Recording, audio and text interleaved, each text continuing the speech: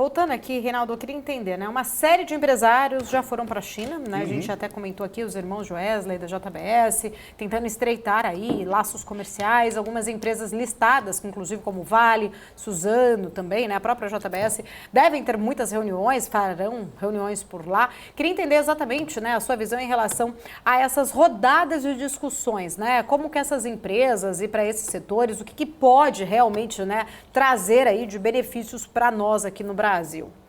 Eu acho que a gente tem condições de ampliar ainda mais o volume, né? Então, assim, algumas das empresas estão concentradas nos volumes que nós já temos de exportação.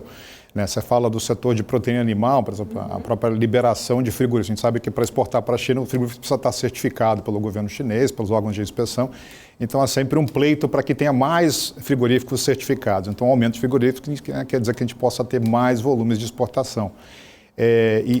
Bom, minério de ferro continua assim, crescente de exportação de minério de ferro. A China é um dos maiores produtores realmente de aço. E na parte de celulose, quando você falou Suzano, por exemplo, e aí é interessante, você tem diferentes tipos de fibras, né? Então, assim, cada vez a China consome fibras mais nobres, vamos dizer assim, fibras que são utilizadas para lenços de papel sanitários. Então, assim, é uma fibra, apesar de ser celulose, é uma celulose um pouco com valor um pouco mais agregado. Então, a gente pode ver tudo isso acontecendo. E um ponto, Paulo, se você me permitir, que é interessante, é a primeira grande visita, vamos dizer assim, depois da época da pandemia. Então, assim, a pandemia segurou muito, né, reprisou muito as visitas empresariais. Então, assim, para muitos empresários, essa é a primeira visita que eles estão refazendo à China depois de 3 anos sem ir. Então, daí há todo um entusiasmo muito grande, né, e foram para buscar e olhar e fazer as visitas para a China, negociar e concluir novos negócios. Bendique, se tiver perguntas, fica à vontade. Não, a minha questão é esse swing do balanço na direção agora mais à neutralidade, né? Nós tivemos uma relação meio conturbada com o último governo e o governo chinês, uma série de gafes e falas agressivas, etc., e um posicionamento alinhado com o campo americano. Lula tem demonstrado ser mais neutro. Agora, existe uma grande questão se o Lula não vai ser tão neutro e vai pender para o lado da China politicamente, certo? A gente acabou de ter a ex-presidente Dilma indicada para presidir o Banco dos BRICS, vai viver em Xangai. Nós temos um aumento da relação comercial com a China e temos um posicionamento mais crítico dos Estados Unidos por parte do presidente Lula. A questão geopolítica importa muito para a China, né? De vez em quando importa mais do que a questão comercial.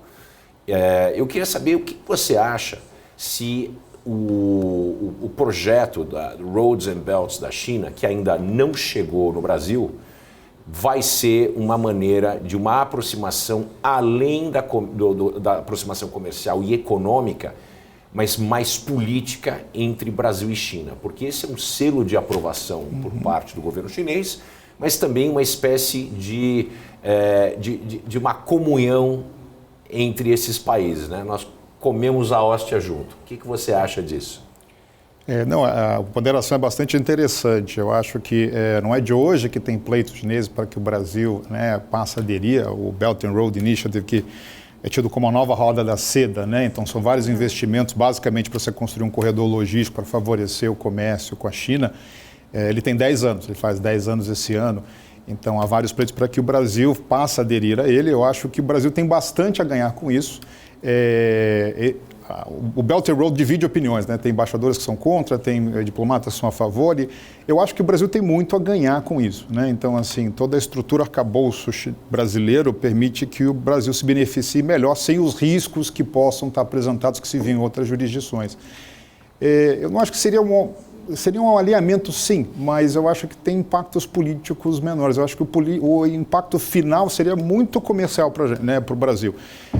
Ou seja, você estando no Belt and Road, você poderia ter, os construtores podem ter financiamentos melhores, você pode ter contratos melhores e, finalmente, fomentar a tão necessária logística, né, que a gente tem no Brasil, né? Então, há décadas a gente demanda por logística, um avanço logístico mais agressivo no Brasil. E eu acho que isso pode alavancar isso nesse momento. Ô, Reinaldo, queria aproveitar, né? A gente tem falado muito, até você falou em relação aí à questão do próprio Covid, né?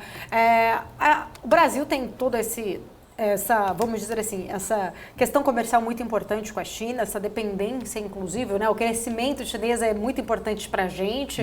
E recentemente a gente viu, né, até a própria China trazendo ali uma projeção de um crescimento menor do que se esperava, vamos dizer assim. Apesar de ser um crescimento ainda forte, mas ainda permanece ali num cenário de uma desaceleração, em consequência ainda, claro, né, por todos os pontos que a China acabou passando em relação à própria pandemia. Esse crescimento chinês, que para a gente também é muito importante, é importante inclusive para as exportações brasileiras. Eu queria entender a sua visão. Como que um cenário, por exemplo, de uma desaceleração da China pode mexer com essa, né, quais os impactos, na verdade, que a gente pode sentir aqui, né, no nosso fluxo, principalmente brasileiro? E eu acho que assim, a gente primeiro precisa colocar, toda vez que a gente fala em China, tem os grandes números, e sempre a pessoa, a China está desacelerando, ela vai comprar menos, bom, ela está desacelerando o crescimento, ou seja, ela não está retraindo economicamente, ela está crescendo menos. Então, é importante a gente ter essa divisão, por exemplo, não é que ela vai consumir menos, ela vai deixar o aumento do crescimento do consumo dela vai ser um pouco menor. Então, assim, a gente não vai ter uma redução no volume das nossas exportações, não há expectativa que tenha uma redução. Talvez a gente não tenha o mesmo crescimento que nós tivemos nos últimos anos. E dito isso, é importante a gente lembrar o seguinte, toda vez que você fala em crescimento de PIB, você usa a margem anterior, né? Então, assim, as suas referências mudam. Então, um crescimento nesse ano estimado em 5%, talvez ele seja tão grande quanto o crescimento de 7% há 3, 4 anos atrás. Então, assim, tem um pouco essa perspectiva importante. Quando a gente fala assim, a China vai crescer menos, o imaginário popular traz um pouco o cenário de retração, e não é retração. Na verdade, é o contínuo crescimento, mas uma velocidade menor. Então, talvez a gente não possa expandir tão rapidamente quanto a gente estava buscando nos anos anteriores, mas não é um indicativo de que a gente vai ter uma redução no comércio, vamos dizer assim. Mandigui, fica à vontade. Eu concordo, eu vejo isso, acho que existe uma maneira de pensar que precisa ser alterada, porque a gente tem uma China que está crescendo menos e é natural e esperado que ela cresça menos. Faz 40 anos que ela tem tido recorde em cima de recorde de crescimento. Quer dizer, a gente não pode esperar que a China vá ter um crescimento exponencial. Isso não seria aceitável ou razoável. Então a China, obviamente, chegando a um certo ponto de desenvolvimento, passa a ter uma taxa de aceleração menor e pode ser até bem menor do que a gente estava acostumado. Agora, uma China que cresça 3% ao ano continua crescendo mais do que o mundo inteiro. Cresce mais que o Brasil, que nos últimos 40 anos cresceu mais ou menos 1,5%, 1,5% ao ano. Quer dizer, é muito importante em termos comparativos. Uma China com o PIB atual crescendo a 5% é um crescimento notável e maior do que um crescimento de uma China que crescia há 10 anos atrás a 9%. Quer dizer, é muito importante notar que a China vai continuar sendo o parceiro mais importante comercial do Brasil. E o crescimento da variedade de pauta de exportação, especialmente na parte de metais, principalmente minério de ferro e de produtos agrícolas, eles não vão deixar de crescer. Sim, pode ser que haja uma taxa bem menor, principalmente na expansão do crescimento do minério de ferro, uma vez que a China tem um problema sério com imóveis, existe uma crise imobiliária que o governo fez uma intervenção, conseguiu bloquear essa intervenção de se alastrar, mas a verdade é o seguinte, existem 600 bilhões de dólares em real estate market na China e esse dinheiro, qualquer marcação a mercado, uma vez que são mais de 100 milhões de lares que não têm ocupantes, existem donos e a maior parte, cerca de 30% do PIB da China é construção civil. Quer dizer, então isso impacta com uma taxa menor de crescimento. No entanto, o resto das indústrias, elas não vão necessariamente ter uma retração em função do mercado de real estate. Então eu tenho totalmente de acordo com o Arnaldo nessa questão. Estou até olhando aqui, né? Acho que um ponto importante para a gente falar também, Reinaldo, a gente viu durante esse conflito que aconteceu lá no leste, e ainda acontece, né? Principalmente em relação à Ucrânia ali, na exportação de grãos, o Brasil acabou, de certa forma, até sendo beneficiado, né? A gente acabou passando a exportar mais milho, mais soja, enfim, suprindo um pouco mais até essa necessidade, né, que os chineses tinham e consumiam, né, que vinham mais ali, principalmente em relação à Ucrânia. Recentemente, a gente viu a visita de Xi Jinping à Rússia ali, né, numa conversa, estreitando laços maiores até com Vladimir Putin. A Rússia, que também acabou fornecendo, aumentando bastante a sua exportação para os chineses. Rússia, que sofreu várias sanções, principalmente da Europa, do Ocidente, acabou aumentando. Se eu não me engano, se eu não estiver errado, acho que eu li algo em torno de 48% ou 49% do aumento das exportações ali, né? China importando mais produtos russos desde o início deste conflito. Eu queria entender também a sua visão em relação a este posicionamento, né? A gente tem um conflito que se estende, não tivemos sucesso, inclusive Xi Jinping estava com essa, né, missão aí, apresentou um plano de paz até para tentar intermediar aí um acordo de um plano de paz entre as duas nações, entre Ucrânia e Rússia. O próprio Putin já, né, deu ali uma sinalização de que esse plano ali, ele respeitava essa iniciativa, inclusive do Xi Jinping, mas que provavelmente não deve ser avançado por não, né, ter ali um sentido, uma sinalização por parte até de Volodymyr Zelensky nessa negociação, mas ali a gente viu um estreitamento mais em relação ao comércio entre os dois países, né? Eles até falaram até 2030, estreitando ainda mais essas negociações. Queria entender um pouco também da sua visão, né, do impacto disso, né? China importando mais da Rússia, o Brasil na época acabou suprindo ali essa necessidade da própria Ucrânia. A gente pode acabar, né, fornecendo ainda mais esses grãos ali para a China em relação a todas essas questões envolvendo ali a Ucrânia também? Não, é uma questão bastante interessante quando a gente fala de conflito, né? Eu acho que a própria sinalização, o nosso presidente também fez uma sinalização de querer negociação de paz. E a sinalização da China, nesse contexto de conversa, é uma sinalização de que ela não deseja que o conflito continue, né? Ela quer, então, a gente brinca assim, olha, quem acaba sofrendo muito é a população, né? E poucos realmente se beneficiam de um conflito. E acho que seria natural, em alguns aspectos, quando começou o conflito, que o comércio entre a China e a Rússia aumentasse, né? Então, assim, você tem um relacionamento mais antigo, não diria talvez tão próximo, mas com todas as suas características da Rússia, aí pensando na antiga União Soviética, então todo o que vem, o histórico desse relacionamento, e que você teria um aumento. Então você precisava substituir um pouco essas exportações, né? Mesmo a presença de empresas chinesas na Rússia aumentou em decorrência da saída de muitas empresas multinacionais. Mas o fato é que não é benéfico, eu acho, para todos. Isso gera insegurança, mesmo quando a gente falou, o Brasil passou a fornecer mais alimentos, a Rússia e a Ucrânia são grandes fornecedores de grãos também para o mundo como um todo. Então, eu acho que para a China vale realmente ter uma negociação de paz em que se cesse, né, de alguma forma, ou se desescale um pouco esse conflito para a gente buscar algum final mais pacífico, né, menos conflituoso nesse aspecto. Bontiqui, se tiver mais perguntas, fica à vontade. Paula, eu vi nessa viagem do Xi Jinping para a Rússia, obviamente, um grande vitorioso, que foi o Xi Jinping.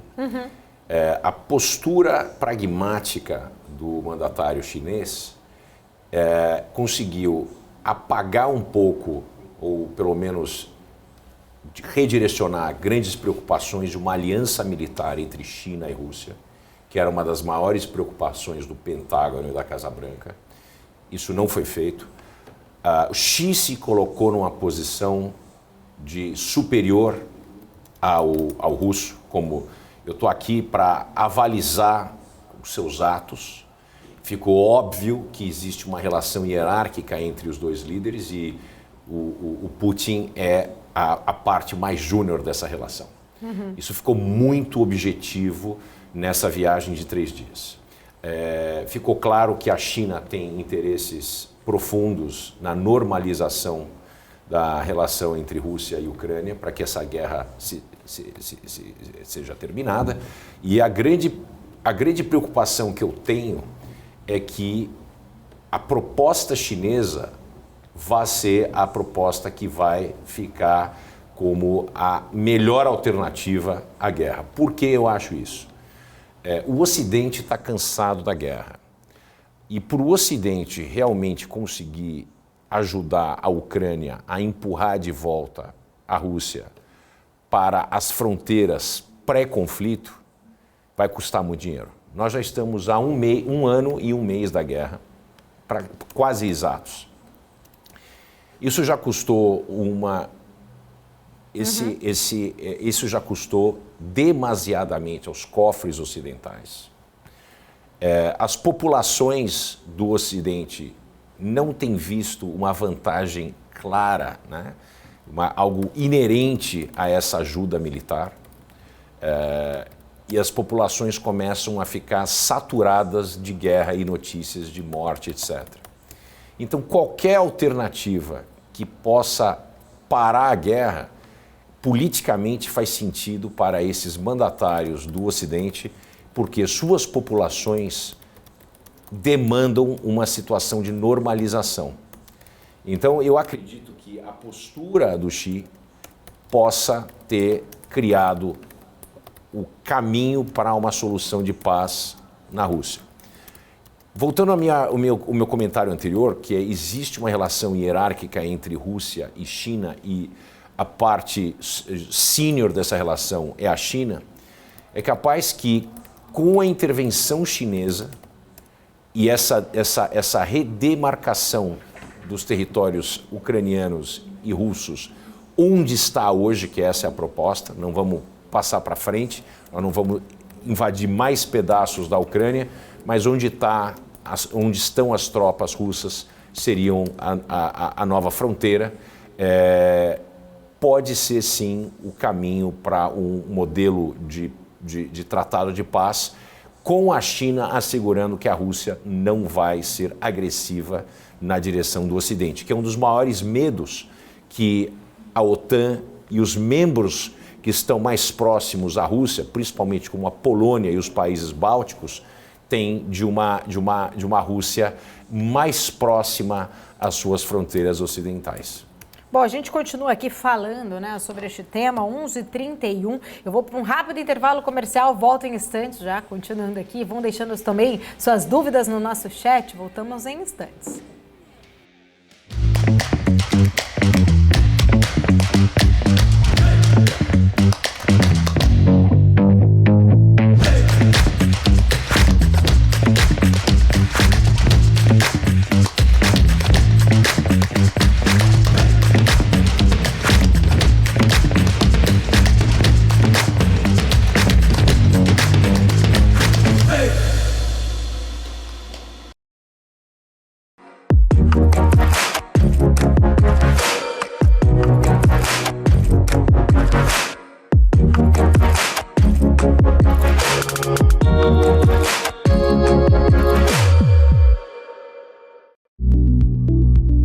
Fala pessoal, aqui quem fala é Marcos Saravalho, sou estrategista-chefe de investimentos aqui da Sarinvest e eu te convido para você ver e ouvir o nosso SaraCast, nosso podcast semanal, onde eu trago grandes nomes do mercado, gestores, profissionais, empreendedores aqui para bater um papo super descontraído sobre grandes oportunidades de investimentos, beleza? Toda quarta-feira aqui na BMC News, beleza? Te espero lá, até mais, tchau! Somos pioneiros na oferta de derivativos de balcão, com mais de 20 anos de know-how e uma vasta experiência de atendimento de clientes em mais de 140 países.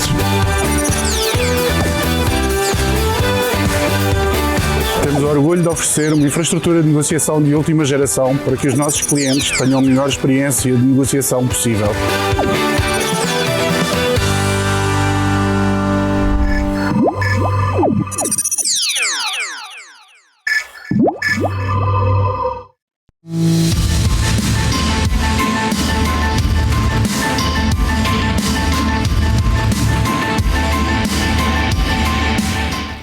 volta aqui na nossa programação da BMC News 11h34. Quero voltar com o Reinaldo Má para a gente falar aqui, só para finalizar este assunto. Reinaldo, ainda a gente não tem uma data específica, né, para esta viagem. Há uma sinalização, Itamaraty está até aguardando agora, acho que principalmente ali um posicionamento em relação à agenda de Xi Jinping. Pode ser que aconteça em maio essa visita do presidente Lula à China. Só para a gente finalizar esse tema, você acredita, né, que possa realmente mudar alguma coisa ou não, só realmente protocolar, né, essa alteração na agenda por uma questão de saúde? Podemos realmente ter aí boas negociações com essa proximidade entre Lula e Xi Jinping, independente se acontecer em maio ou não ali, mas que há uma previsibilidade que aconteça em breve?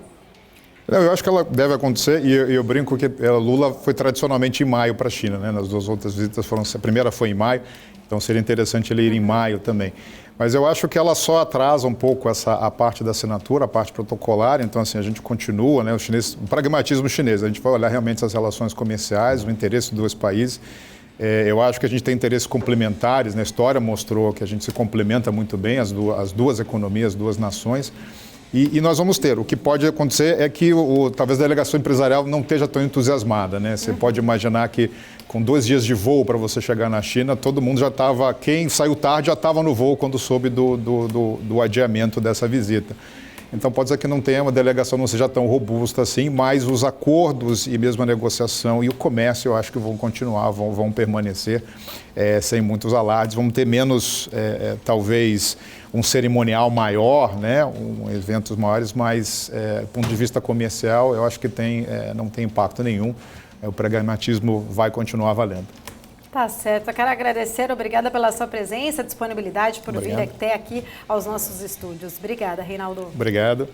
Até a próxima. Tchau, tchau. Até lá. Vamos seguindo aqui, 11h36, né? Falamos então aí com Reinaldo Má, advogado, consultor também da BMJ, Relações Governamentais, BBP Advogados, IEST Consulting e também membro do Conselho Empresarial Brasil-China, sobre esse tema importante em relação aí, né, a esta visita que não aconteceu neste momento, foi adiada, mas há toda, né, uma comitiva empresarial que está inclusive lá na China, né?